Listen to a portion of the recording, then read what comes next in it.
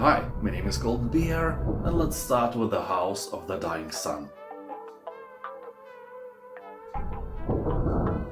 This is a tactical space shooter that puts you in the cockpit of the Empire's most deadly interceptor and in command of the Harbinger fleet. You will hunt down the enemies of your dying empire and upgrade your warships with new weapons and abilities earned during your campaign of terror. Well, it seems that you are a bad guy here. Anyway, gamers are praising amazing sound design, exciting combat and great visuals. The only bad thing is that the game is super short. Still, longer than your ding-dong. Jokes aside, for you to beat it, it will take less than 4 hours.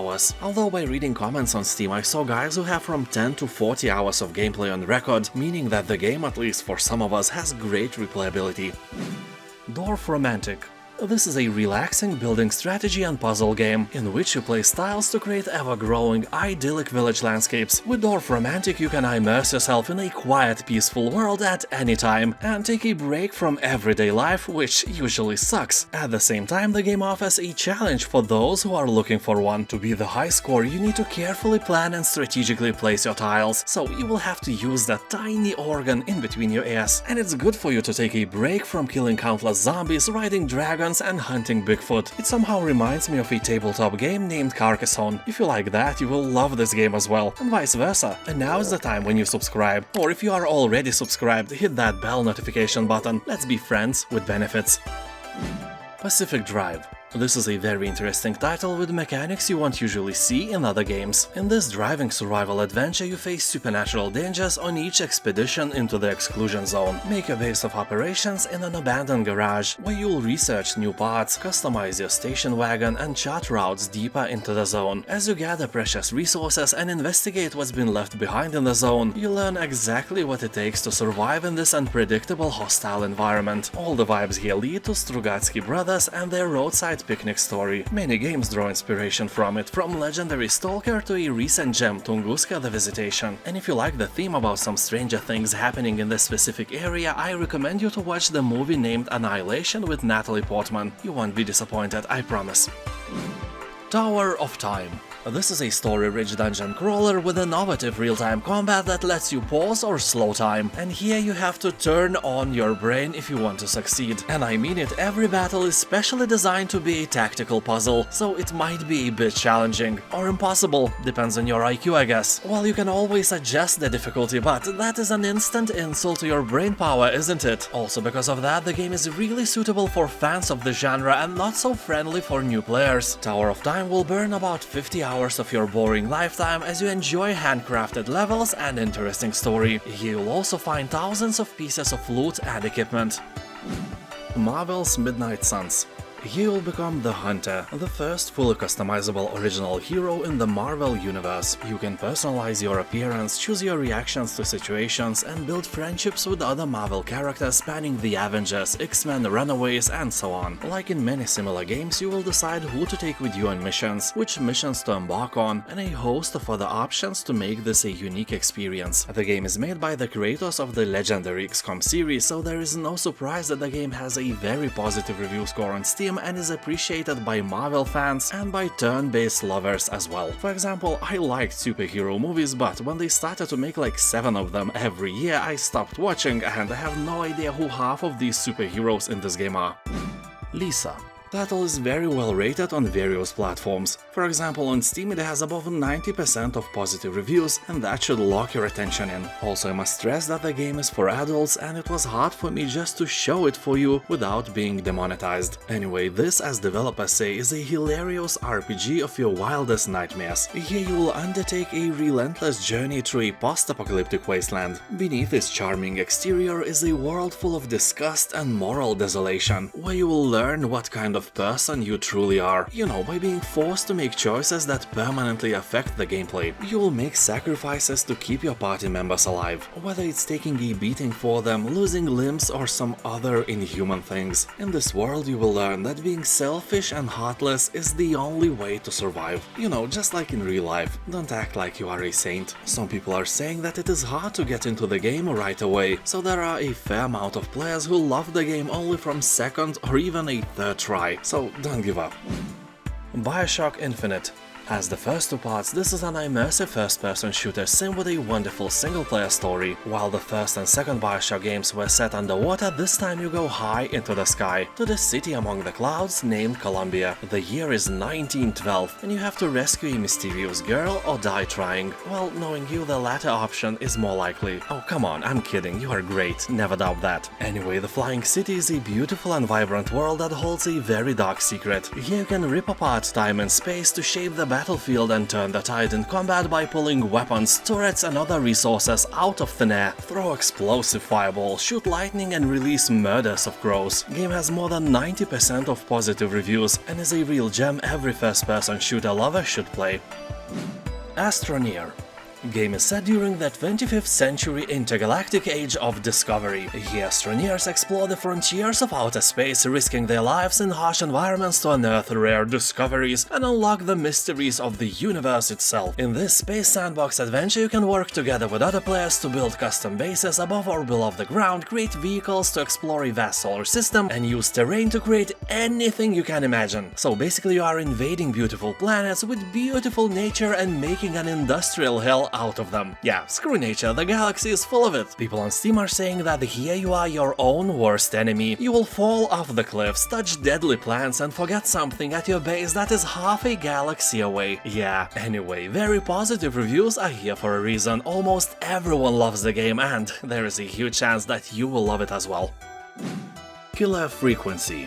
The year is 1987 and you will step into the shoes of a late-night radio talk show host. New in town and fallen from grace. The chief of police is dead, so the townsfolk turn to you for help, as apparently you are the only person in town who can run a phone line. The genre here is horror, but with dark humor elements. You will have to solve puzzles to save callers from being hunted down by a mysterious killer, or maybe there are more than one, you don't know. Every call you get here is life and death, and you with your wits and smarts will have to save the inhabitants of Gallows Creek. Well, at least you will try and probably fail. You know, the protagonist is as smart as you are. That's okay, you can try again. You will use branching dialogues to interact with a variety of eccentric small-town personalities, including potential victims and suspects. Explore your surroundings, gather clues, make decisions, solve satisfying riddles, and try to help each of your callers to survive the night. People who play the game are saying that the game is very addictive and fun. It has a very high review score and there are not a lot of games like that in general, so it's a really cool and original title. Tavern Master. This is a medieval tavern management game where you are in charge of building, maintaining and running your very own cozy tavern. Buy tables and benches, fill barrels with drinks, hire staff and serve your first customers. You will have to make sure your employees are happy, there are enough drinks and seats for guests, and soon you will be able to expand your business in various ways. For example, you can hire musicians to attract more people to your tavern and make customers have more patience while waiting for a drink. Honestly, I never thought about that. Basically, if you want to get your drinks faster, avoid live music. Anyway, here you can also hold special events to attract special customers who have very specific food and drink requirements. They will come in the morning and stay all day, and they could stay all night as well if you create rooms with beds in your tavern. Every room will be rated with stars from 1 to 5, which will determine how much money you can earn from the guests. So my advice is to keep them cockroaches free and with complimentary potato salad snacks. Hell Let Loose. This is a hardcore World War II first-person shooter with epic battles consisting of 100 players, with infantry, tanks, artillery, a dynamically shifting frontline, and a unique resource-based RTS-inspired metagame. People on Steam are saying that 80% of the time you will spend either dead, walking, or under artillery fire. You can spawn half of the time without getting insta-killed by bombs or accurate bullets, but the fact is that you don't mind. Those few moments when you kill somebody who has just spawned are precious, and you would not give them up for anything. And very positive reviews of this game ain't gonna let me lie to you. Only disadvantage here is the price. It's still quite high. Well, not as high as Snoop Dogg or Seth Rogen though. Blasphemous 2. Awakened in a strange new land and displaced from your final resting place, you thrust back into the endless cycle of life, death and resurrection. There is no other option than to explore this perilous new world and uncover its long-forgotten secrets. There is nothing game-changing or very innovative in the second part of the Blasphemous, but you know the rule, if it's not broken, don't fix it. Your journey starts anew in a series of enchantingly grotesque landscapes, oozing gothic charm and littered with unforgiving traps. How you tackle the labyrinthian world remains at your discretion. There is no wrong turn to be made, only scores to settle. Taking down your enemies won't be easy, but the game is offering more chances to customize and improve your skill set, along with several new unique weapons to wield, so victory might just be within your grasp, but probably not. Trepang 2.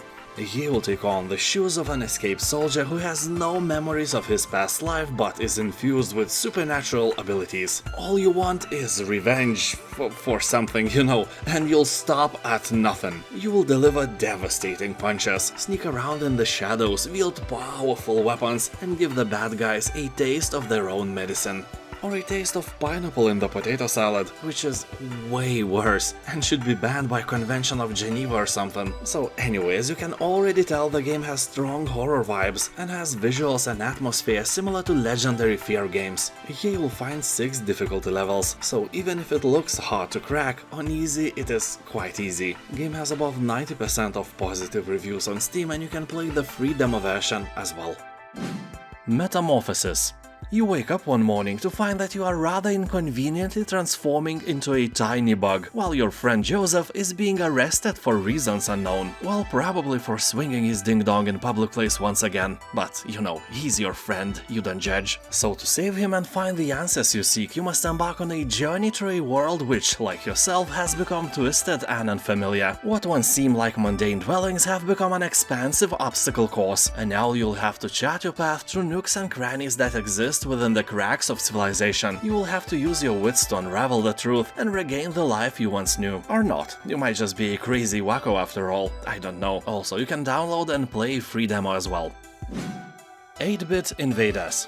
Remember all the Lovecraftian movies where bodies are merging with each other? You know, like The Thing, The Fly or Annihilation with Natalie Portman. So if StarCraft and Minecraft were protagonists in such a Lovecraftian movie, 8-bit Invaders would be their merging result. See, you can always think of something better than just a cliché about if StarCraft and Minecraft had a baby. So this is a fast-paced RTS, a very colorful strategy arcade game that it's easy to learn for players of all skill levels. Collect resources, build up and defend your base, amass your army of tanks and starships, and ultimately crush humans with your metal tentacles, or show aliens who's the boss here. You'll find 24 campaign missions, 10 co-op missions to play with your mother-in-law, destructible environments, and you know who the composer is? Frank Klepacki, the same dude who created music for Command & Conquer 27 years ago, when he was 17. Yeah, I will keep repeating this fact. And if you feel that this 8-bit setting is appealing to you, keep in mind that you can also find 2 more games, 8-bit armies that are made with the fans of Command & Conquer in mind, and 8-bit hordes that can be appealing to Warcraft fans.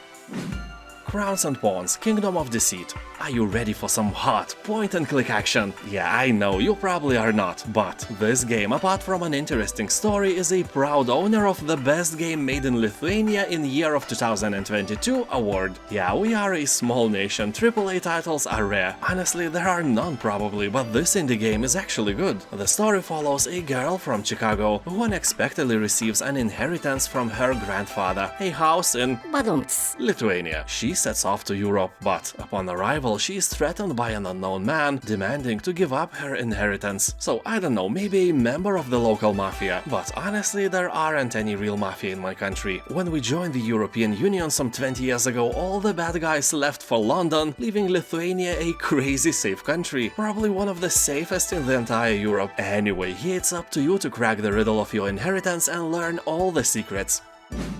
Steering Abyss. This is an indie tactical squad-based game with strong RPG elements. Here you'll uncover the ancient mysteries of the oceans depicted in the classic style of Lovecraftian horror. You take charge of the surviving crew of a submarine that sinks while on a top-secret research mission during the early years of the Cold War. You find yourself surrounded by the ruins of a forgotten civilization, and your vessel is too badly damaged to escape the seabed. You slowly unravel all the mysteries of the depths in a desperate quest to rescue your missing crew members and fix the crippled submarine. The choices you make determine the fate of your crew and the entire world. People on Steam are saying that here XCOM meets Cthulhu, and that is all you need to know. If you are in doubt, you can play free demo version. Marvel's Guardians of the Galaxy. In this third-person action-adventure game you will play as Star-Lord, and thanks to your bold yet questionable leadership you have persuaded an oddball crew of unlikely heroes to join you. Some jerk, surely not you, has set off a chain of catastrophic events, and only you can hold the unpredictable Guardians together long enough to fight off total interplanetary meltdown. For this you will have to use element blasters, tag team beatdowns, jet boot powered dropkicks, even put pineapple into potato salad. Nothing is off limits. Well, I'm kidding. The last thing surely is. That is a jail time guaranteed, and if you think it's all going to plan, you will be in for a world of surprises, with the consequences of your actions guaranteed to keep the Guardians on their toes. The game is one of the most beloved Marvel Universe games, with positive reviews hovering way above 90%. The Inheritance of Crimson Manor. Here you'll experience a Penny Dreadful-like gothic horror story set in a beautiful Victorian-era manor with a dark secret within. The horror aspect is only in the gothic dark tone narrative. Here you won't find any monsters or jump scares. It's a calm detective puzzle-solving experience enshrouded in an amazing atmosphere. To be honest, most puzzle games lack this outer layer to connect all the dots, to set the mood and so on, but The Inheritance of Crimson Manor does this in a charming way. Here you'll find Resident Evil-inspired level unlock design, dynamic hint system for less fortunate ones in the IQ field, logic and inventory puzzles, non-linear exploration, and a cool horror story that holds all of this together. You know, it holds the story and not your hand, or... if you know, you know. Looks like a nice title for your dark evenings. Light the candles around you for the atmosphere when you play. It will set the mood, believe you me. Warhammer 40,000 Mechanicus. Take control of one of the most technologically advanced armies in the Imperium, the Adeptus Mechanicus. Here you lead the expedition on the newly rediscovered planet and will try to seize the power. You can customize your team, manage resources, discover long-forgotten tech, and control your tech priests every move. People on Steam are saying that this game is highly addictive, well-written, and can be appealing not only for Warhammer fans but also for simple folk that never even heard the word. I doubt the last one, but it's really hard to find any negative feedback. More than 90% of the reviews are positive, so really close to overwhelmingly positive title. From Glory to Goo. It may not be the prettiest RTS, but it is for sure one of the most entertaining ones. This is a sci-fi survival strategy set on an alien world. You will serve as humanity's pioneer by establishing a colony and supporting your colonies still in orbit. But beware, the Goo, a relentless shape-shifting force, approaches from all sides, even above and below. Basically, you will have to build your colony to repel local horrors who are not very fond of uninvited guests. But if you look at this philosophically, you will realize that the real monster here is you. You came here, you destroyed their beautiful landscape with your pathetic buildings that are making energy out of their plants and animals and filtering your piss so you could have drinking water. They have a right to be angry, and they use that right quite excessively. The game is single player only. It includes 23 Steam achievements and multiple factions with units and buildings you can use. You know, ally or destroy depending on your captain and biome. Bad reviews are rare. Most of the people who play the game are saying that it is not perfect but really entertaining. What else you may want? And now thank you for watching, have a nice day, and I'll see you next time. Bye.